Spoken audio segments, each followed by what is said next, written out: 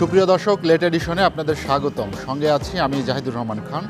আজ আলোচনার বিষয় করোনায় জনসচেতনতা। দর্শক, আজ আলোচনার জন্য আমার সঙ্গে স্টুডিওতে আছেন বঙ্গবন্ধু শেখ মুজিব মেডিকেল বিশ্ববিদ্যালয়ের সাবেক উপাচার্য অধ্যাপক ডাক্তার কামরুল হাসান খান, জাতীয় প্রেস ক্লাবের সাবেক সভাপতি শওকত মাহমুদ এবং বিজিএমই এর সাবেক পরিচালক শেখ আতিয়ার রহমান দীপু। আপনাদের তিনজনকেই আমাদের স্টুডিওতে স্বাগত জানাচ্ছি। আলোচনার শুরুতেই আমি শওকত মাহমুদ আপনার কাছে যেতে চাই। জনসচেতনতার বিকল্প নেই করোনা মোকাবেলায়, কিন্তু আমরা সব তথ্য যখন পাই না বা সব তথ্য যখন থাকে না আমাদের গণমাধ্যম কর্মীদের কাছে, তখন গণমাধ্যম যেহেতু জনসচেতনতা সৃষ্টিতে একটি বড় ভূমিকা রাখছে, সেখানে আমাদের দায়িত্বশীলতার জায়গায় আরও কত বেশি সজাগ হওয়া উচিত? দেখুন, এবার বাংলাদেশে করোনা পরিস্থিতি মোকাবেলায় গণমাধ্যম কিন্তু জনসচেতনতা সৃষ্টির ক্ষেত্রে খুব বড় ভূমিকা রেখেছে। যতদূর সম্ভব এই রোগ সম্পর্কে, এর আক্রান্তদের সম্পর্কে দেশে এবং আন্তর্জাতিকভাবে যে পরিস্থিতি তা তুলে ধরার চেষ্টা করেছে। কিন্তু কতগুলি ক্ষেত্রে গণমাধ্যমের সীমাবদ্ধতা আছে। সীমাবদ্ধতাটা যেটা বিষয় হচ্ছে, এটার এমন একটা চিকিৎসা যেটা গণমাধ্যমের পক্ষে এটা হাসপাতালের ভেতরে গিয়ে চিকিৎসা প্রত্যক্ষ করা এটা সম্ভব নয়, বা রোগীদের কাছে দেওয়াও এটা সম্ভব নয়। বা কিছু কিছু ক্ষেত্রে আমরা দেখেছি রোগীরা হয়তো ভেতর থেকে ভিডিও মেসেজে কথা বলেছে, এবং যারা ডাক্তাররা এইসব চিকিৎসায় নিয়োজিত আছেন তাদের সঙ্গেও কিন্তু গণমাধ্যম সেই ধরনের সম্পর্ক গড়তে পারেনি, কারণ এটা সম্ভব না। যারা ডাক্তাররা তারা যে ডিউটি করছেন একটা ইমার্জেন্সি ডিউটির মতো। এর বাইরে থেকে আমরা যে ধরনের অভিযোগ অ্যাটলিস্ট চিকিৎসা ক্ষেত্রে যেগুলো হয়েছে এগুলি গণমাধ্যম তুলে ধরার চেষ্টা করেছে। সরকার সমর্থক গণমাধ্যম যারা তারাও কিন্তু তুলে ধরার চেষ্টা করেছে। কিন্তু সমস্যা হয়েছে অন্য জায়গায়। সমস্যা হয়েছে যে যখন নিম্ন আয়ের মানুষদের উপর একটা চাপ পড়েছে, তারা যখন বিভিন্ন জায়গায় কিছু বক্তব্য দিতে চেয়েছে বা রাস্তায় নেমে এসছে, অথবা ত্রাণের জন্য একটা হাহাকার দেখা দিয়েছে, সেই সব ক্ষেত্রে তথ্য পরিবেশনের ক্ষেত্রে গণমাধ্যমের একটা সচেতনতা হয়েছে, মানে সীমাবদ্ধতা আরোপ করা হয়েছে। এবং সেকেন্ডলি, যারা ত্রাণ চুরি করেছে তাদের খবর প্রিন্ট মিডিয়ায় দেখা যাচ্ছে, কিন্তু গণমাধ্যমে প্রথমে দলীয় পরিচয় দিত, কিন্তু পরে আর দলীয় পরিচয় দেয়নি। এবং একই সঙ্গে তথ্য মন্ত্রণালয় থেকে গণমাধ্যমের বলা হয়েছে যে টকশপগুলি পজিটিভ হতে হবে। আবার সরকার থেকে ফেসবুক ইত্যাদি ব্যাপারে গভর্নমেন্ট যারা অফিসিয়াল আছে তাদের ক্ষেত্রেও একটা সতর্কবাণী করা হয়েছে, আর যারা পাবলিক আছে তাদের মধ্যে তো অনেকে আবার এর মধ্যে আক্রান্ত হয়েছে।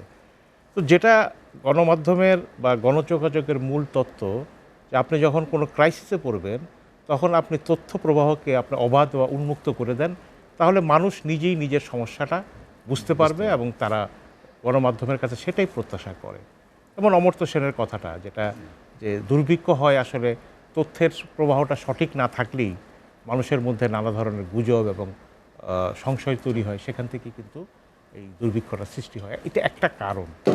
তো এই বিষয়গুলো কিন্তু আমাদের মাঝে আমরা দেখিনি। এবং হেলথ অফিসিয়ালদের সমালোচনা করার ক্ষেত্রে আমি দেখেছি মিডিয়া বলেছে মাস্ক চুরির কথা, এইসব অনেক কিছু বলেছে, কিন্তু যারা এইসব দায়িত্বে ছিল এই দায়িত্বটা তারা সঠিকভাবে পালন করতে পারছে কিনা বা পেরেছে কিনা সেসব বিষয়ে আমি দেখেছি যে মিডিয়া তুলনামূলকভাবে এটা কম ক্রিটিক্যাল রয়েছে। তো মানুষ কিন্তু এগুলো জানতে চায় আসলে। এবং একই সঙ্গে মিডিয়ার আবার অনেক ধরনের ক্ষেত্রে একটা মানে ওভার লিপিংও হয়। যেমন এই কোনো একটা ওষুধ এই হয়েছে এমনভাবে প্রচার করা হলো যেটা হয়তো না বুঝিয়ে করা হয়েছে। অর্থাৎ ক্রাইসিস পিরিয়ডে মিডিয়ার কাজ করেছে, কিন্তু আমার মনে হয় আমরা যেহেতু এই ধরনের পরিস্থিতি আগে মোকাবেলা করিনি, সেই ক্ষেত্রে আমাদের গণমাধ্যম কর্মীদের মধ্যেও অনেক ধরনের আমি লক্ষ্য করেছি যে একটা স্মার্টনেস যেটা দরকার ছিল, সেই স্মার্টনেস, প্রফেশনাল স্মার্টনেস, সেটা অনেক ক্ষেত্রে আমি লক্ষ্য করিনি। তবে আশা করি যে এটা আস্তে আস্তে তারা হয়ে উঠবেন। এবং টিভি শুধুমাত্র দুপুরের এই স্বাস্থ্য অধিদপ্তরের ব্রিফিং ছাড়া এটাই দেখবেন সারাদিন ধরে একই হেডলাইন যাচ্ছে। আরও অনেক স্টোরি আছে, সেই স্টোরিগুলি খোঁজা দরকার। আমাদের নার্সিং হোমগুলি কী অবস্থা, আমাদের চ্যারিটি হোম, ওল্ড হোম এবং এতিমখানাগুলি কীভাবে চলছে, এত মাদ্রাসাগুলি যেগুলি চলতো কী হয়েছে, দেন আরও অনেক সমাজের অনেক জায়গায় কিন্তু এই করোনার প্রভাব পড়েছে। প্রভাবগুলো ঠিকমতো কিন্তু গণমাধ্যমে আসেনি, আসা উচিত বলে আমি মনে করি। জি, শওকত মাহমুদ, আপনার কাছে আবার আসবো আমি।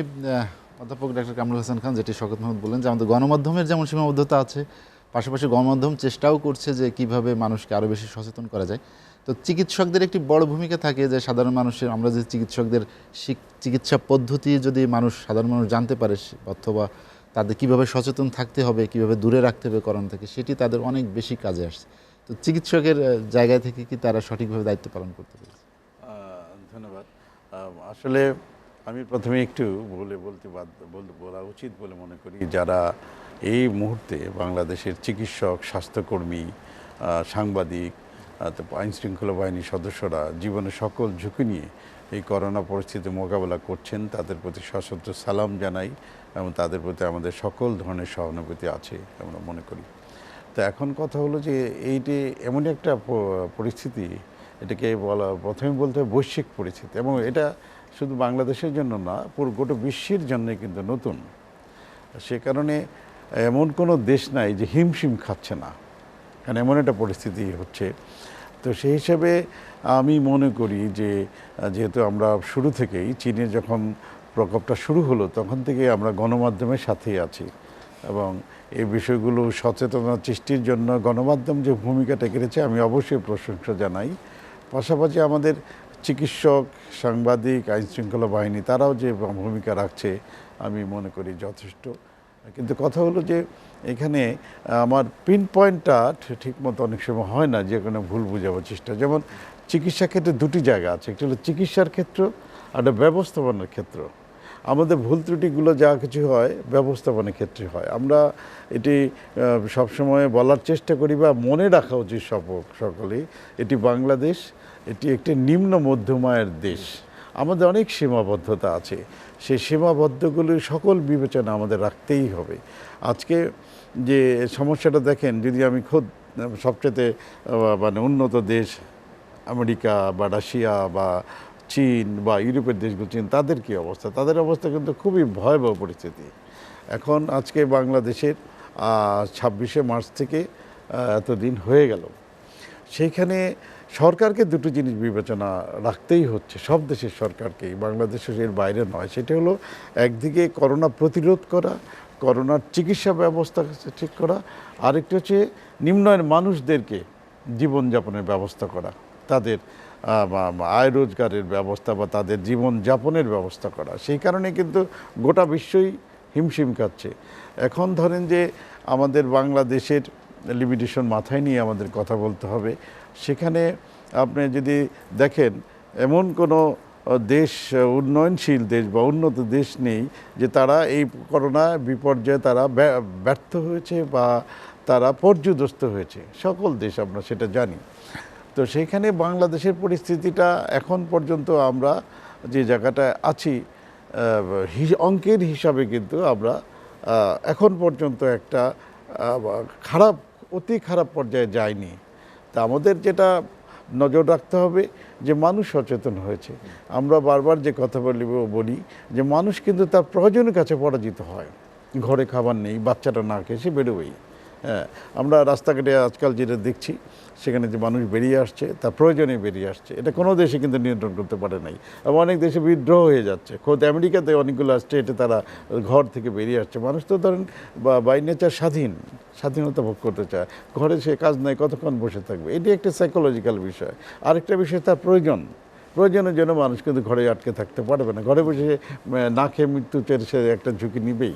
সে কারণে আজকে যে জিনিসটা হয়েছে, আমাদের সফল দেশও আছে, ব্যর্থ দেশও আছে। সফল দেশের মধ্যে আমরা যদি উল্লেখ করতে চাই, 1 নম্বরে আসে গিয়ে আমাদের মতো দেশ ভিয়েতনাম বা ভুটান, ভুটান বা নেপাল, আবার দক্ষিণ কোরিয়া অন্যদিকে জার্মানি, আবার হংকং, এ ধরনের কিন্তু তাইওয়ান, অনেক, সিঙ্গাপুর, অনেক এক্সাম্পল আছে।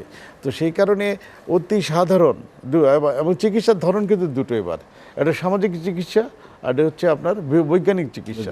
সামাজিক চিকিৎসা কিন্তু এবার গুরুত্বপূর্ণ ভূমিকা রাখছে। সেটা হলো কি, আপনি কিছু স্বাস্থ্যবিধি যারা নিয়ন্ত্রণ করতে পেরেছে, এবং সেই সমস্ত দেশ পেরেছে যাদের রেজিমেন্টেড কান্ট্রি, যেমন চীন পেরেছে। চীন সবচাইতে, ওদের ওখানেই সমস্যাটা হয়, ওদের ওখানেই নিয়ন্ত্রণের বাইরে ছিল, আবার তারা দ্রুত নিয়ন্ত্রণের মধ্যে নিয়ে আসছে। কিন্তু অন্য জায়গা কিন্তু সেভাবে নির্দেশ দিয়েও খোদ আমেরিকার মতো কিন্তু তারা নিয়ন্ত্রণ করতে পারে না। সেই কারণে সামাজিক যে চিকিৎসাটা, সেটি কিন্তু আমাদের মতো দেশের জন্য, অন্য দেশের জন্য সেটাই গুরুত্বপূর্ণ বিষয়। কারণ আমাদের চিকিৎসার অনেক লিমিটেশন আছে, আমাদের ইসের যন্ত্রপাতির আছে, স্বাভাবিক, এটা আমাদের দেশের জন্য খুব স্বাভাবিক। এর চাইতে এই অবস্থায় অর্থনৈতিক কাঠামোর উপরে এর চাইতে বেশি কিন্তু এখন, যেমন এখন দেওয়া বাংলাদেশে সম্ভব না। 37টি কেন্দ্রে পরীক্ষা হচ্ছে, এটা কিন্তু আমি যথেষ্ট সন্তোষজনক মনে করি। তো আমরা দেরিটা করে ফেলেছি, একটা কেন্দ্রে আমরা 2 মাস 2.5 মাস করেছি, এটা আমাদের একটা ভুল হয়েছে। জি, কামরুল হাসান খান, আপনার কাছে আবার আসবো। শেখ আতিয়ার রহমান দীপু স্যার যেটি বললেন যে সচেতনতার দিক থেকে বাংলাদেশের মানুষ এবং আমরা যারা দেখলাম যারা একটু সচেতন, সমাজের সচেতন অংশ, ব্যবসায়ীরা তো তার মধ্যে অন্যতম, কিন্তু সেখানে পরিস্থিতিটা বা গার্মেন্টস শ্রমিকদের, বিশেষ করে আপনি যেহেতু এই ব্যবসার সাথে যুক্ত আছেন, আপনারা একবার তাদেরকে নিয়ে আসলেন ঢাকায়, আবার তারা চলে গেল, আবার আসলো, এই যে যে নিজের বেলায় সচেতন শতভাগ, অন্যের বেলায় একদমই অচেতন, এই ধরনের একটি পরিস্থিতি। ধন্যবাদ আপনাকে। এই মুহূর্তে যারা লেট এডিশন দেখছেন বাংলাদেশের এবং দেশের বাইরে বসে, প্রত্যেকে আমার আন্তরিক অভিনন্দন এবং আমার দুঃসাহসিক বন্ধুরা যারা এই করোনা মোকাবেলার জন্য অগ্রণী ভূমিকা পালন করছেন, বাংলাদেশ সেনাবাহিনী, বাংলাদেশ পুলিশ, র্যাব, সাংবাদিক ভাই বোনরা, অকুতোভয় কিছু ডাক্তার, নার্স, প্রত্যেকের প্রতি আমার আন্তরিক অভিবাদন এবং সশ্রদ্ধ সালাম। আমি একটা জিনিস বলতে চাই, বললে একটু হাসও আসবে। আমরা কিশোর কুমার বা এই সতীনাথের গান কিন্তু যতবার শুনবো ততবারই ভালো লাগে, এটা কিন্তু খুব স্বাভাবিক। আর গার্মেন্টসের যে ভুল যেটা আমরা করেছি, এবার যতবার টকশোতে আমি যে টেলিভিশনেই যাই এইটাই তারা তুলে ধরে, তার মানে এটা শুনতে তাদের ভালো লাগে। মানে জনগণকে আমরা কিন্তু ভুল করেছি, এটা আমরা বলছি, আমরা জনগণ জানে যে এটা ইট ওয়াজ এ গ্রেট মিস্টেক ফর আজ, যে আমরা একটা সেক্টরকে মৃত্যুর ঝুঁকির দিকে ঠেলে দিচ্ছি, সেটার রেজাল্ট কিন্তু আমরা এখন দেখতে পাচ্ছি। এখনও পুরোপুরি আমরা দেখতে পাই নাই। ভাইদের সাথে আমি কিছুটা হলেও দ্বিমত পোষণ করছি যে আমরা we are not satisfied yet, আমরা এখনও কিন্তু সন্তোষজনক কোনো রেজাল্ট পাই নাই। আমরা যখনই এইটা আজকে 50,000 টেস্ট করা হবে, আমাদের দেখব পার্সেন্টেজ রেশুতে আমরা কোন পার্সেন্টেজে আমরা আক্রান্ত হয়েছি, কতজন আইসোলেশনে যাওয়ার দরকার, তখন আমরা সন্তুষ্ট হতে পারবো। কিন্তু এই দেশের প্রেক্ষাপটে এটা যদিও সীমাবদ্ধতার ভিতরে এটা একটু কষ্টকর, তারপরেও খুব জোরে সোরে যে চলছে এটাও আমরা সঠিক না। আমাদের আমলাতান্ত্রিক জটিলতা যেটা রয়ে গেছে এই দেশের ভিতরে অভ্যন্তরীণে, এই জটিলতা না হলে এই জিনিসটা আরও দ্রুত গতিতে এগোতে পারত। মাননীয় প্রধানমন্ত্রী তার কাজটি করেছেন, ইমপ্লিমেন্টেশন করার দায়িত্ব আমার পঞ্চ ইন্দ্রের। এখন আমার পঞ্চ ইন্দ্র যদি ঠিকমতো কার্যকরী ক্ষমতা তাদের না থাকে বা তারা যদি না করে, স্ব ইচ্ছায় ঘর থেকে না বের হয়ে যায়, আল্লাহ আমার জানি করোনা না হয়ে যায়, এই ভয়তে যদি না বের হয়, কোনো পদক্ষেপ না গ্রহণ করে, তাহলে এটা যেটুক গেছে আরও সামনে আরও দিন খারাপ আসতে পারে আমাদের। যেমন আপনি বলতে চাচ্ছেন যে নাগরিক সচেতনতার দিক থেকে নাগরিক সচেতনতার কি করে বলবো, আমরা নাগরিকদের তো ঘরে রাখতে পারি নাই, আমরা নিজেরাই ঠেলে দিয়েছি তাদেরকে রাস্তায়, নিজেরাই ঠেলে দিয়েছি তোমরা বাইরে যাও কাজ করো, নিজেরাই ঠেলে দিয়েছি মার্কেটে যাও। আজকে মার্কেট বন্ধ ছিল, মানুষ বেঁচে ছিল, আরও কিছুদিন বেঁচে থাকতে পারতো। 30শে মে পর্যন্ত বাঁচা খুব কঠিন ছিল না। আপনি পাশের দেশগুলোর দিকে তাকান, লকডাউন খুলে দেশে শিথিল করেছে সবেমাত্র। মানে এটা কি একটা পরিকল্পিত মনে হচ্ছে সারা বিশ্বের কাছে।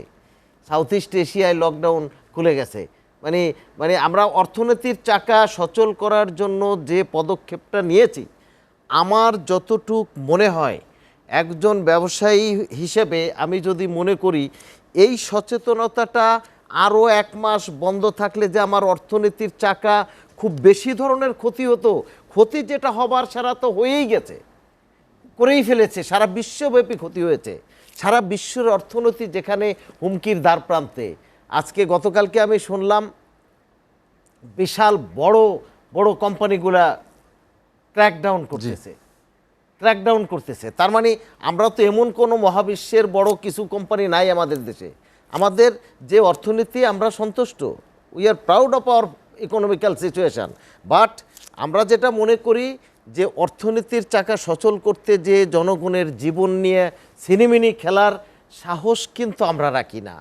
একটা জীবন আমি মনে করি একটা অর্থনীতি মানে টাকার থেকে বড় না, একটা জীবনের থেকে টাকা বড় না।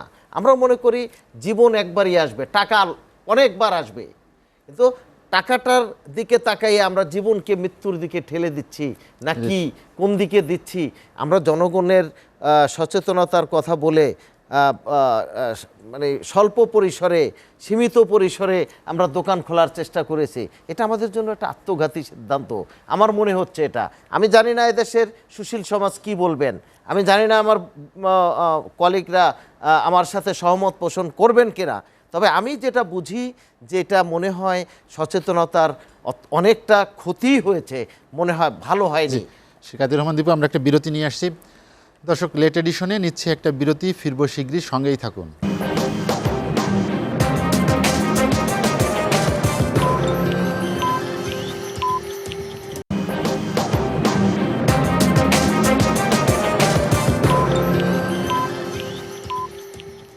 দেখছেন এসএটিভির রাতের আয়োজন লেট এডিশন। বিরতির পর আমরা আবারও ফিরছি আলোচনায়। শওকত মাহমুদ, যেটি আমরা আলোচনা করছিলাম, এর আগেও আপনি বলেছেন যে গণমাধ্যমের ভূমিকা বা আমরা কতটা সচেতনতা সৃষ্টিতে আমাদের ভূমিকা কী হবে, সেগুলোর যেমন সীমাবদ্ধতা আছে, কিন্তু বিশেষ করে রাষ্ট্র এবং সামাজিক বিভিন্ন সংগঠন যাদের একটু জনগণের কাছে বেশি দায়বদ্ধতা, রাষ্ট্রের বিশেষ করে একটি ব্যবস্থাপনা থাকে যেটি জনগণকে সচেতন করার ক্ষেত্রে অনেক বেশি ভূমিকা পালন করে আর কি।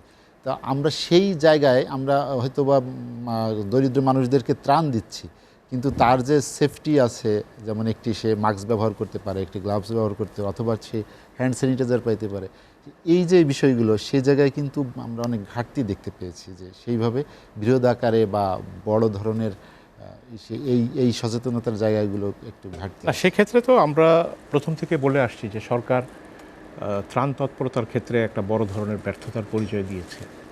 দলীয় চ্যানেলে দিয়ে এখানে অনেকগুলো আত্মসাতের ঘটনা ঘটেছে, প্রায় 40 জনের উপরে বেশি ইউপি চেয়ারম্যান মেম্বার অ্যারেস্ট হয়েছে। এরপর সরকার এটা ক্ষতিপূরণ করতে গিয়ে আবার আরেকটা ভুল করেছে, আমলাদেরকে প্রত্যেক জেলায় একজন সচিব পাঠিয়েছেন। সচিবরা কোথায় কি করছেন, মানে এরা কি ভূত হিসাবে আছেন না মানুষ হিসাবে আছেন, এটা আমরা জানি না। এখনও কোনো টেলিভিশনে দেখি নাই কোনো সচিব কোনো ডিসির সঙ্গে মিটিং করছেন বা ত্রাণ তৎপরতা তদারক করছেন। এখন ত্রাণ তৎপরতাই নাই, উনি কী সমন্বয় করছেন এটা আমরা জানি না। তো আমি যাই হোক, সরকার অবৈধ বা নির্বাচন জালিয়াতি নির্বাচনে, তারপরেও একটা নির্বাচিত কাঠামো আছে, সেখানে এমপি আছে, উপজেলা চেয়ারম্যান অনেক ধরনের আছে, কিন্তু তারা এগুলোর বাইরে আছে। প্রথমে ছিল, কিন্তু তারা এখন বাইরে আছে। তো এতে করে সরকারের আসলে সরকার কি করতে চায়, এটা সরকারের পরিষ্কার কোনো দিশা নাই। এটা একটা সবচেয়ে বড় আমরা সংকট হিসাবে লক্ষ্য করেছি। সেকেন্ডলি, আপনি আরেকটা জিনিস লক্ষ্য করবেন যে সরকারের যে ব্যবস্থাপনা, এটা চিকিৎসা, যেটা কামরুল ভাই বললেন যে একটা হচ্ছে চিকিৎসা ব্যবস্থাপনা, আরেকটা হলো চিকিৎসা ব্যবস্থা। তো ব্যবস্থাপনার ক্ষেত্রে আমরা বড় ধরনের একটা হজবরল দেখেছি। আজকে এই হাসপাতাল ডেজিগনেট করছে, কালকে ওই হাসপাতাল চেঞ্জ করে দিচ্ছে, আবার হাসপাতালে সেন্ট্রালাইজড অক্সিজেন সিস্টেম নাই, সিলিন্ডার বেস সিস্টেম। সেখানে আমরা করোনা হাসপাতাল নিয়োগ করছি, এখন অক্সিজেন শেষ হয়ে গেলে মাঝখানে আবার দৌড়ে দিয়ে সিলিন্ডার নিয়ে আসতে হচ্ছে। এটা অনেক ধরনের আমরা লক্ষ্য করেছি। অথচ আমরা বিশ্বে থার্ড ওয়ার্ল্ড, তৃতীয় বিশ্বের মধ্যে কিন্তু স্বাস্থ্য সেবা পরিকাঠামোতে বাংলাদেশ কিন্তু অনেক আগে আছে। প্রতি গ্রামে আমার কমিউনিটি ক্লিনিক, এটা ওয়ার্ল্ডের অনেক অনেক অনেক অনেক কোনো দেশে আছে কিনা আমি জানি না, একটা ক্লিনিক আছে। এই ক্লিনিকের মধ্যে একটা চিকিৎসা দেবার একটা ব্যবস্থা আছে, কিন্তু আমরা এটা ফেল করেছি। আমরা ফেল করেছি গত 10 বছর। দেখেন এই স্বাস্থ্যসেবা কত টাকা খরচ হয়েছে। আমরা হয়তো 37,000 টাকা দিয়ে পর্দা কিনেছি, কিন্তু আমরা হসপিটালের প্রয়োজনীয় জিনিসপত্র আমরা কিন্তু জোগাড় দিতে পারিনি। এবং ঠিকাদার এনে লিস্ট দিয়েছে, হাসপাতালের পরিচালককে বাধ্য হয়েছে যে অনুমোদন করতে, সেই অনুযায়ী কেনাকাটা হয়েছে।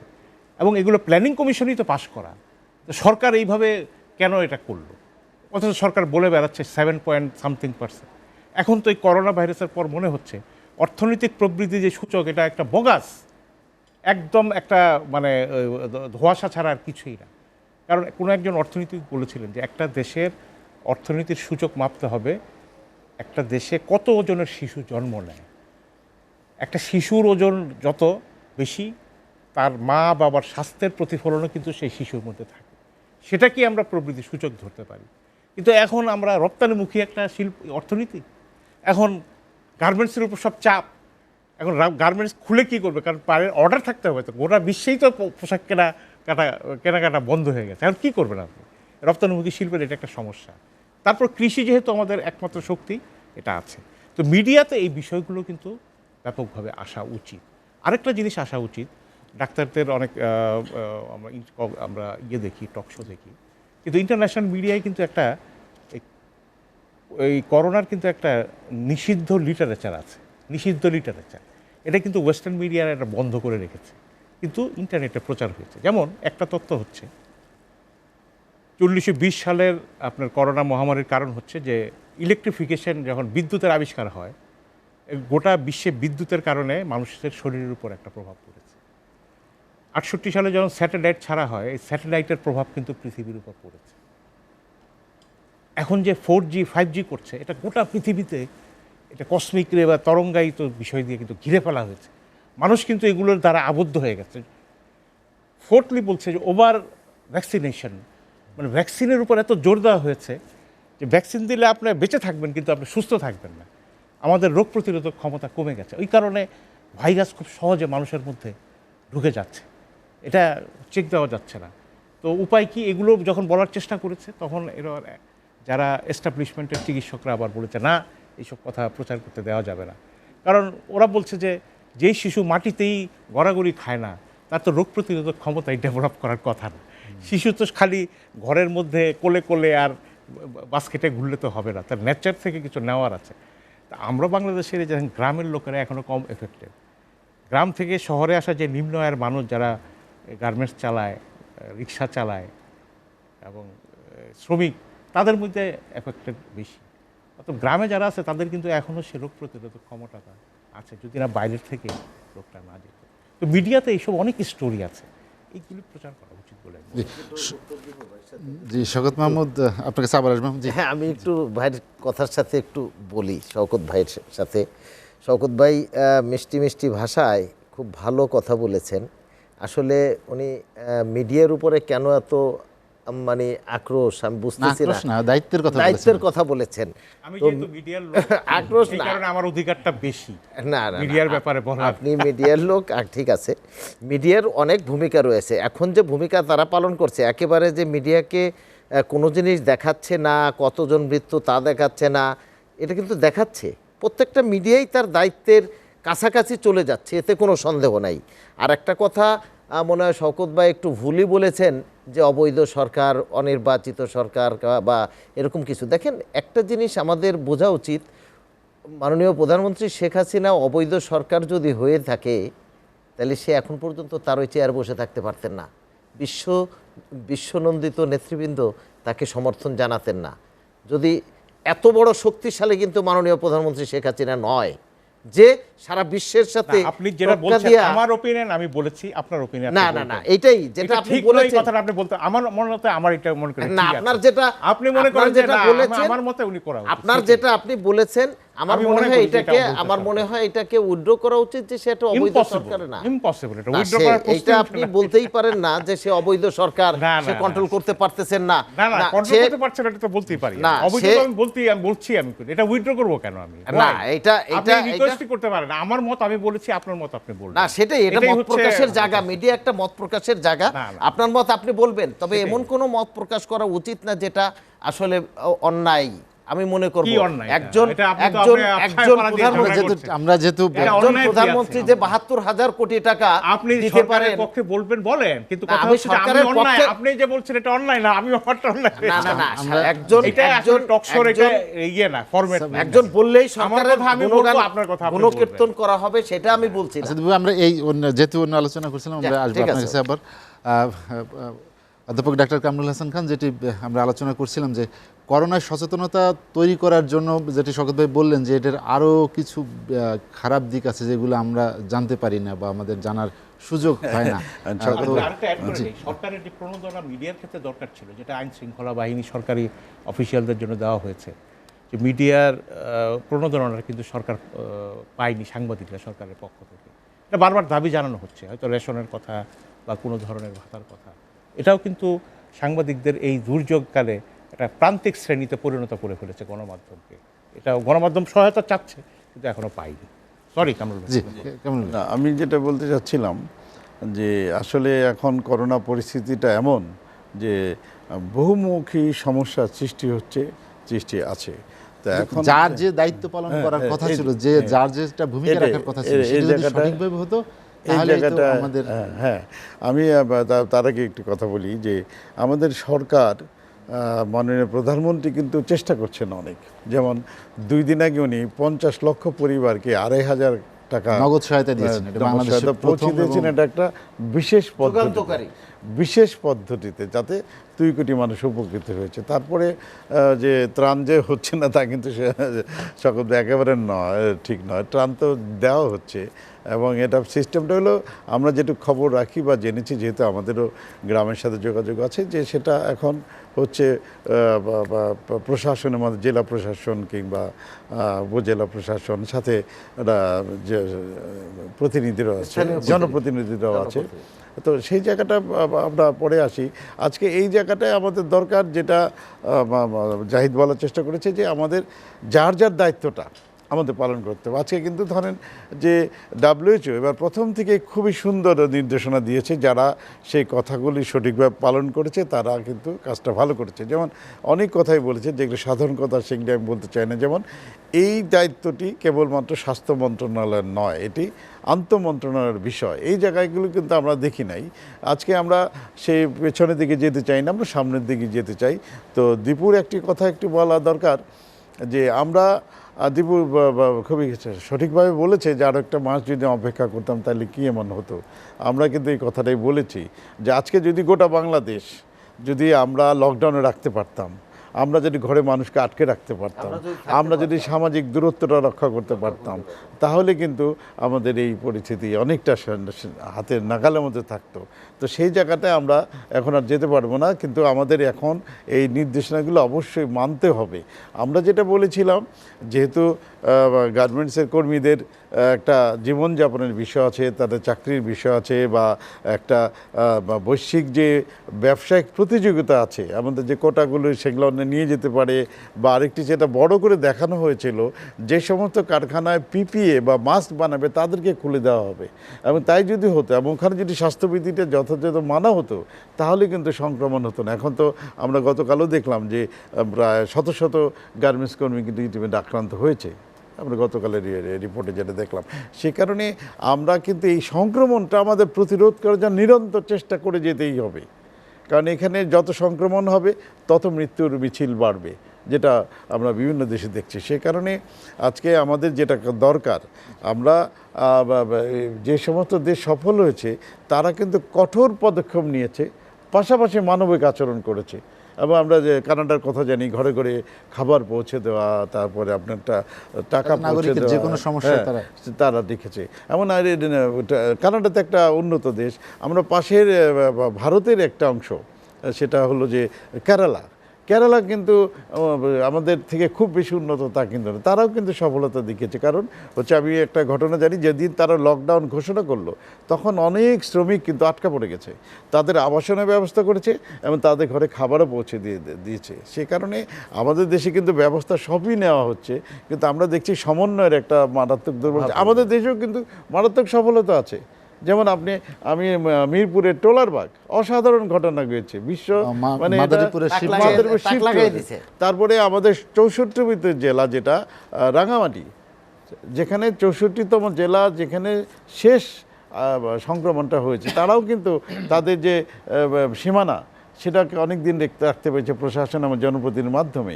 পরবর্তী সময় তারা একটু একটু করে হচ্ছে। সে কারণে আমাদের এখন যেটা দরকার, সেটা হলো সামনে ঈদ আছে, ঈদে ঘিরে কিন্তু এক ধরনের উন্মাদনা সৃষ্টি হয় আমাদের দক্ষিণ এশিয়ায়, যে বাড়ি যাবে, মার কাছে যাবে, বা কিছু কেনাকাটা করবে। এই জায়গাটা কঠোরভাবে নিয়ন্ত্রণ করতেই হবে, নাহলে কিন্তু এই সংক্রমণ, আমাদের লিমিটেশন আছে, চিকিৎসার লিমিটেশন আছে, আমাদের মানব সম্পদের লিমিটেশন আছে, আমাদের যন্ত্রপাতি। আমি কিন্তু ওই কথাটা, আমি সন্তুষ্টের কথা মিস করেছে।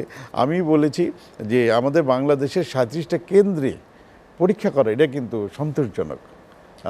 আমি জানি ভারতে 100টা যে কেন্দ্র ছিল এখন বাড়িয়েছে 130 কোটি মানুষ। এই শ্রীলঙ্কাতে 2টা কেন্দ্র থেকে তারা করেছে, এখন বাড়িয়েছে কিনা আমি জানি না। তো সেই জায়গায় বলেছি এই যে ইয়েটা, কিন্তু আমি এখানে এই কথাটা বলি একজন চিকিৎসক হিসেবে, এখানে কিন্তু এই একটা হাইলি টেকনিক্যাল একটা বিষয় পিসিআর ল্যাব, সেখানে কিন্তু মানটা নিয়ন্ত্রণ করতে হবে। এই জায়গায় আমি যারা এখানে আমাদের একটা ল্যাবরেটরি আছে রেফারেল ল্যাবরেটরি, ওদের দায়িত্ব হচ্ছে মানটা দেখা। আমি তাদেরকে পার্সোনালি বলেছি যে এই জায়গায় যে দক্ষ টেকনোলজিস্ট বা দক্ষ বিশেষজ্ঞ ছাড়া কিন্তু কাজটা হবে না, সে কারণেই আমাদের ভুল হতেই পারে। আর একটা কথা আমি বলে শেষ করি যে আন্তর্জাতিক মানে আমাদের মেডিকেল সায়েন্সের সাথে এরর কিন্তু খুব সম্পৃক্ত। এই যে পিসিআরের মাধ্যমে আমরা পরীক্ষা করি যে কোনো দেশে, এটা কিন্তু 30 থেকে 40 ভাগ কিন্তু মিস হতে পারে স্বাভাবিকভাবে। মানে যত আমি হাইলি কোয়ালিফাইড একটা ল্যাব রাখি, হাইলি কোয়ালিফাইড টেকনোলজি রাখি, সেখানে কিন্তু এটা ডিপেন্ড করে নমুনাটা আমি কোত্থেকে নিচ্ছি, কীভাবে নিচ্ছি, এটা একটা বড় ফ্যাক্টর। জি হ্যাঁ, ভাইয়ের সাথে একসাথেই আপনার কি আমার আমরা একটু বিরতি নিয়ে এসি, তারপর আপনার কথা শুনবো। দর্শক, লেট এডিশনে নিচ্ছে আরেকটা বিরতি, ফিরবো শীঘ্রই, সঙ্গেই থাকুন।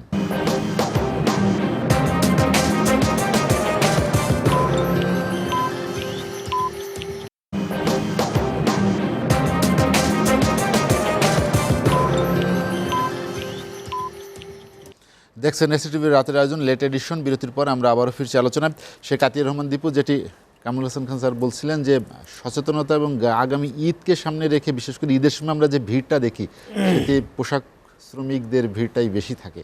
সেক্ষেত্রে আর কি সচেতনতা বা সতর্কতা অবলম্বন? ধন্যবাদ আপনাকে এবং কামরুল ভাইকে। কামরুল ভাইয়ের ধারাবাহিকতা নিয়েই আমি একটু কথা বলতে চাই। সেটা হলো যে সামনে ঈদ, যে ভুল আমরা করেছি, ভুল হোক আর ভালো হোক, সিদ্ধান্ত যেটাই করেছি ভালো মন্দ মিলেই আমরা যতটুকু করোনা সম্পর্কে আমাদের কোনো অভিজ্ঞতা ছিল না। আমরা এর ভিতরে আমরা বিভিন্ন মিডিয়ায় দেখেছি, বিভিন্ন জায়গায় দেখেছি, কোথায় ওষুধ প্রশাসনের যে পিপিই পার্সোনাল প্রোটেক্টিভ যে ইকুইপমেন্ট যেগুলো ক্রয় করা হয়েছে সেটা মানসম্মত ছিল না। আসলে এটা মানের বিষয় না। ভাই বলেছেন যে আমরা 37টা পিসিআর, 27টা না 37টা PCR lab is a not a matter of joke.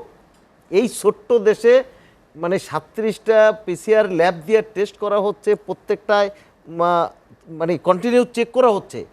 প্রশ্ন হলো একটা, এই ল্যাবে যে যন্ত্রপাতি আছে সেটা সঠিক আছে কিনা, আর যে কিটটা ব্যবহার করা হচ্ছে ইম্পোর্টেড কিটস, এই কিটটা কি সঠিক আছে কিনা, এই জিনিসটা যাচাই করা আমাদের বড় বিষয়। এটা বড় বিষয় কামরুল ভাই। এটা আমার মনে হয় এইটাই তো যাদের কাছে দায়িত্ব, যারা এটাই হলো বড় বিষয়, তাদের যথাযথ দায়িত্ব পালন করতে হবে। অল্প পরিসরে অল্প সামান্য পয়সার জন্য যদি আমরা ওই নিম্নমানের কিট নিয়ে আসি, তাহলে এটা আমাদের রেজাল্ট সঠিক দিবে না। আর এমন কোনো আবিষ্কারক বাংলাদেশে এখনো হয় নাই যে কিটটা, যেমন জাফরুল্লাহ সাহেব গণস্বাস্থ্য থেকে যে কিটটার কথা বলা হয়েছিল, সেটা এখন পর্যন্ত আমরা অব্যবহৃত রেখেছি হিসাবে বলে সামান্য কিছু টেস্টের জন্য দিয়েছে। আমি জানি না এটার ভিতরে কোনো আছে কিনা, সমস্যা আছে কিনা, নিশ্চয়ই না হলে কেন এরকম হবে। তো আমি বলতে চাইছি যেটা জাহিদ বলেছেন, আগামী ঈদ সন্নিকটে, এই ঈদের যে আমাদের পরামর্শ, আমি 40 লক্ষ শ্রমিক ভাই বোন যারা এখন হয়তো 40 লক্ষ শ্রমিক ভাই বোন আমার কাজ করতেছেন না, আসলে বাস্তব এটা। ভাইরা সবাই বলেছেন খুলে দিয়েছেন, আমিও বলেছি খুলে দিয়েছে, আসলে এটা পরিপূর্ণরূপে খোলা কিন্তু এখনো হয় নাই। এটা হলো বাস্তব রিয়েলিটি। এটার 75% শ্রমিক কর্মচারী এখন কাজ করতেছে।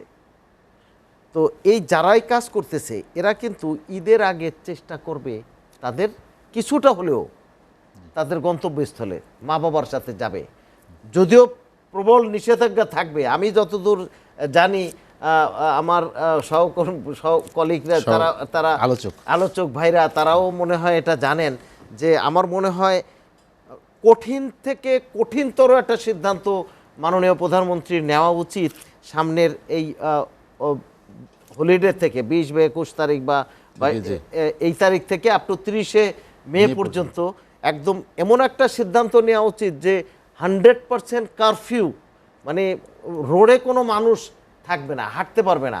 বিকেল 5টা পরে বা একটা নির্দিষ্ট সময় বেঁধে দেওয়া হোক, এই টাইমে 2 ঘন্টার জন্য কেউ কোনো কেনাকাটার জন্য প্রয়োজন।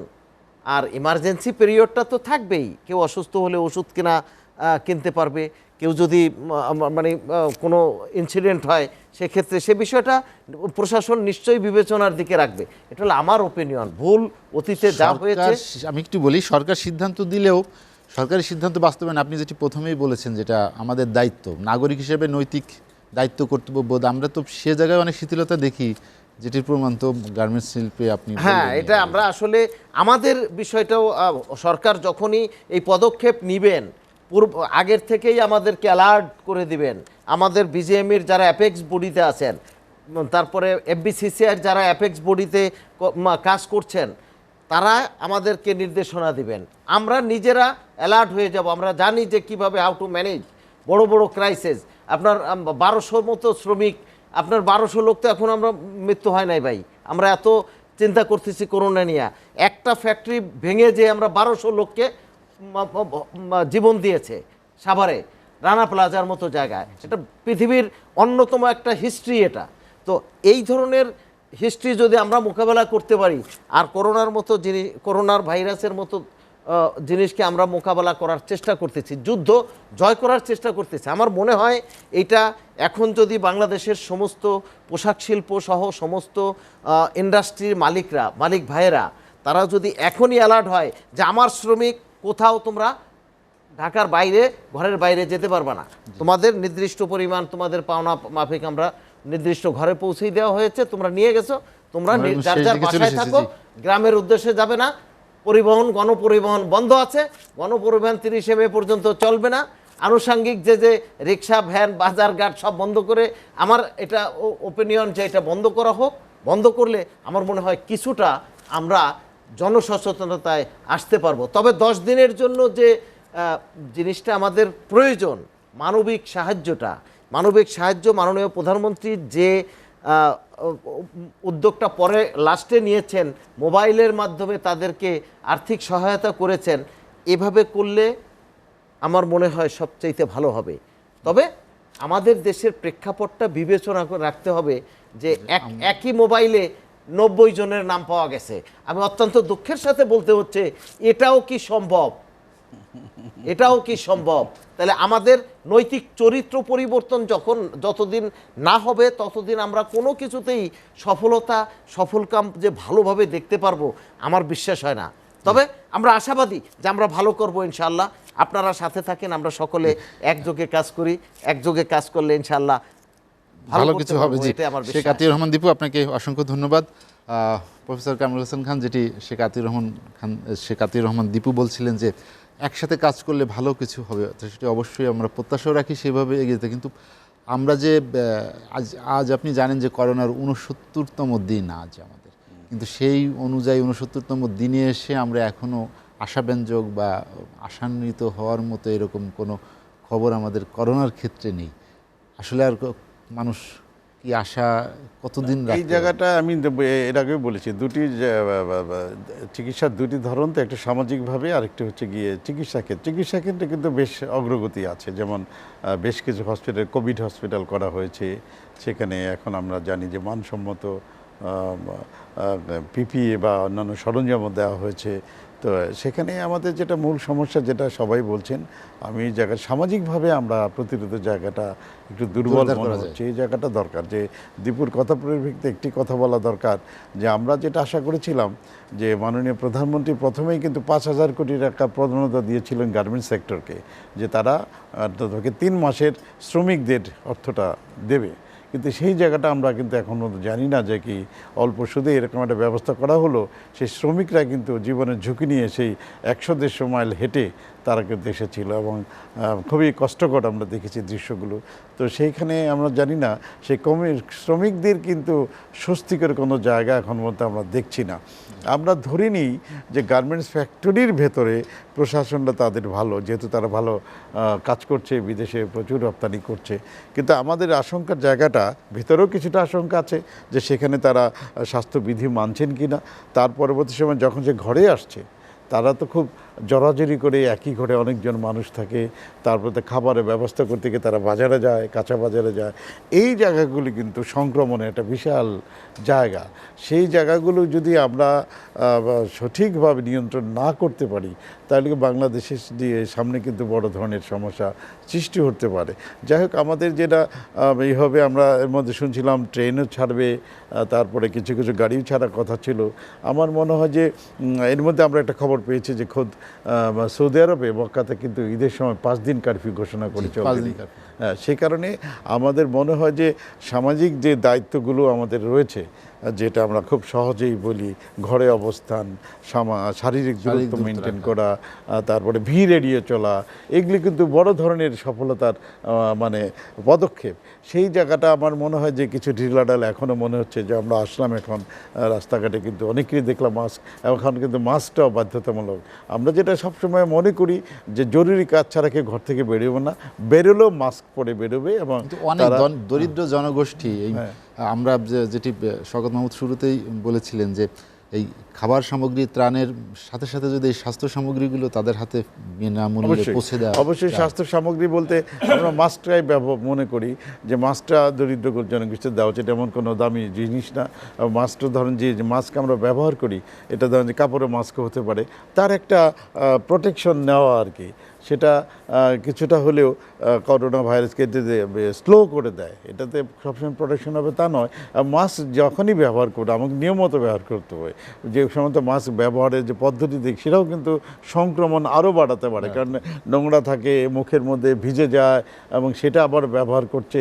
সে মাস্কের বিধিটা মেনেই কিন্তু মাস্ক ব্যবহার করতে হবে। এবং এই জায়গায় আমাদের যেটা শওকত ভাই বলেছিলেন যে আমাদের আরও ব্যাপক প্রচার যায় এই জায়গাগুলি, ইন্ডিভিজুয়াল ধরে মাস্ক কীভাবে ব্যবহার করতে। বিষয় সর্বশেষ আমরা বাংলাদেশে এবং বাংলাদেশের বাইরে কিছু ওষুধের কথা শুনছি যেগুলো করোনা চিকিৎসায় কার্যকর হতে পারে বা এই ধরনের কথা বলা হচ্ছে, সেক্ষেত্রে আপনার পরামর্শ কি হবে? যে না, এই জায়গাটা বিভিন্ন ট্রায়াল চলছে, কিন্তু কোথাও কিন্তু ধরেন আমাদের কিছু সংস্থা আছে, আন্তর্জাতিক সংস্থা, যাদের নির্দেশের বাইরে আমরা চিকিৎসক বা যারা আমরা বিভিন্ন সংস্থায় কাজ করে আমরা কিন্তু তার বাইরে যেতে পারবো না। যেমন বিশ্ব স্বাস্থ্য সংস্থা আছে, তারপরে আমেরিকার centre for disease control and prevention আছে, জনস হপকিন্স, এগুলো হচ্ছে অথরাইজড একটা বডি। এখানে তাদের কার্যপদ্ধতি আমরা জানি, তারা নির্ভুল এবং সঠিকভাবে। এদের পক্ষ থেকে কিন্তু আজ পর্যন্ত কোনো একটা বিষয় সিদ্ধান্ত গৃহীত হয় নাই। এবং আমি আপনাকে বলি, আজকে করোনা ভাইরাস নিয়ে কিছু কিছু বিষয় একটা ধারণা করা হয়েছে, কিন্তু কোনো বিষয়ে সঠিক সিদ্ধান্ত এখনও চূড়ান্ত সিদ্ধান্ত কিন্তু আসেনি। কীরকম এটা রোগ প্রতিরোধ ক্ষমতা ডেভেলপ করবে, তারপরে কোন ওষুধটা কাজ। যেমন আপনার রেমডেসিভির কথা বলা হয়েছে, রেমডেসিভির কিন্তু বাংলাদেশে আমরা শুরুতেই আলোচনা করেছি, রেমডেসিভির হলো গিয়া ইবোলার জন্য ব্যবহার করতো। আবার রেমডেসিভির পরিষ্কারভাবে বলা আছে মুমূর্ষু রোগীর ক্ষেত্রে কেবল ব্যবহার করা হবে, তার মানে একটা চান্স নেওয়া, এটা কিন্তু ট্রায়ালে আছে, নির্দিষ্ট না।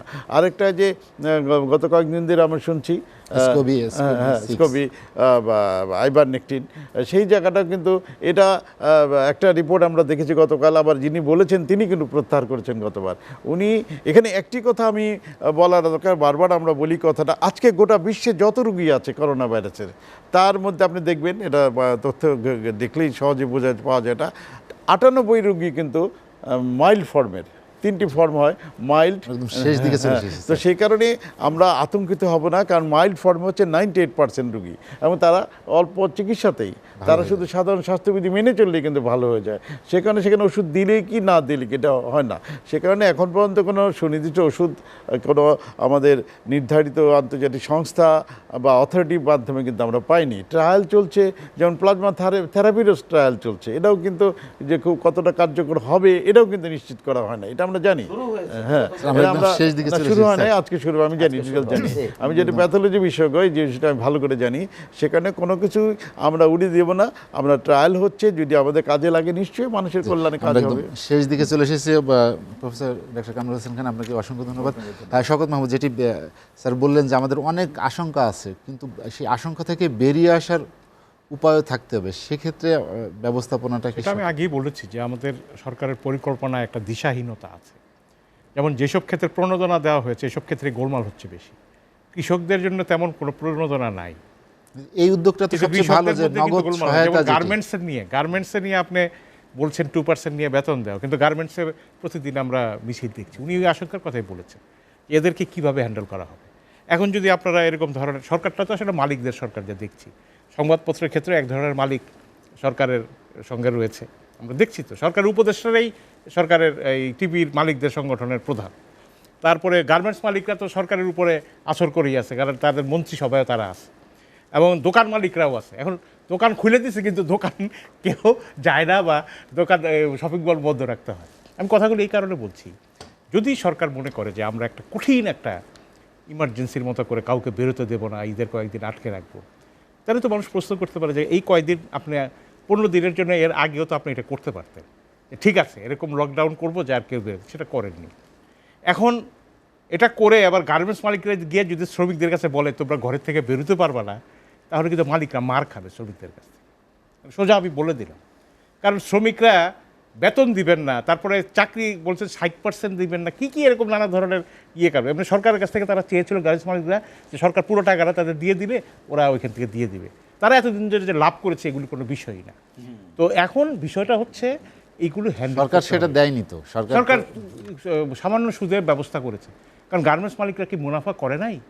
এই দেশের সরকার টাকাকে বারবার অবমূল্যায়ন করেছে এই গার্মেন্টস মালিকদের। ওইটাই বলছি যে সরকারের আমাদের কন্ট্রিবিউশন আছে, রাষ্ট্র তাদের যে একজন করেছে, তারা কি করছে এখন? ব্যবহার না হয়, এটা তো সাধারণ প্রশ্ন। আমার কথা হচ্ছে যে এই কারণে না, আমি কিন্তু কারো কথার সময় কোনো এটা একটা জেনারেল ফিলিংস। তো গার্মেন্টস শ্রমিকদেরকে আপনারা তার স্বাভাবিকভাবেই তাকে আপনার তার পাওনা, তার ন্যায্য অধিকার আপনাকে দিতে হবে।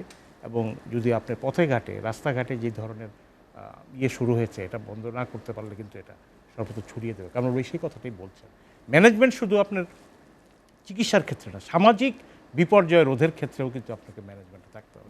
সেটাই বড়, এটা কিন্তু একটা বড়। আপনি খাওয়া পৌঁছে দিতে হবে, খাওয়া নেই, এখন আপনি খাওয়া দিতে পারছেন না, আপনার লকডাউন খুলে দিচ্ছেন, কিন্তু খুলে দিলে তো সমস্যার সমাধান হবে না, আক্রান্তের সংখ্যা বাড়বে। একজন গার্মেন্টস শ্রমিক হয়তো সে নিজে সচেতন, কিন্তু সে যখন কর্মক্ষেত্রে যাচ্ছে তখন তার সাথে আরো হাজার হাজার শ্রমিকও কর্মশেষ, তখন সে সচেতন নিজে থাকতে মেনটেন করতে পারবে না। তো একটা ফেরিতে উঠছে, গায়ে গায়ে লাগছে, এটা সচেতন মেনটেন করার কোনো কিছু নেই। কাজ করার কর্মক্ষেত্রেও তো একই অবস্থা তৈরি হচ্ছে।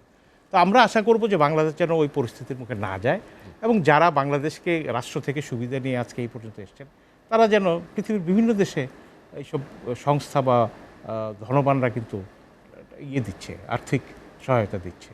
তো বাংলাদেশে সেই তুলনায় কিন্তু সরকারি নিয়ে নেয় বেশি, আপনার জনগণের জন্য তো আর কিছু থাকে না। স্বাগত নদা, আমাদের সময় একদম শেষ হয়ে এসেছে। আপনাকে অসংখ্য ধন্যবাদ। ডাক্তার কামরুল হাসান খান, আপনাকে অসংখ্য, শেখ আতিয়ার রহমান দীপু, আপনাকে আমাদের আলোচনা যোগ দেওয়ার জন্য অসংখ্য ধন্যবাদ। দর্শক, জনসচেতনতার যেমন বিকল্প নেই, তেমনি করোনা মোকাবেলায় মানুষের পাশে দাঁড়াতে হবে। এই সময়ে যাতে মানুষ আর নিরন্ন না থাকে সে বিষয়ে রাষ্ট্রে যে ব্যবস্থা নিয়েছে তার সহযোগিতা হাত বাড়িয়ে দিতে হবে। এমন প্রত্যাশায় শেষ করছি লেট এডিশন। দর্শক, জানিয়ে রেখে লেট এডিশন পুনঃপ্রচার হয় সকাল 8টায়। আজ এ পর্যন্তই। ভালো থাকুন, সুস্থ থাকুন, এসএটিভির সঙ্গেই থাকুন।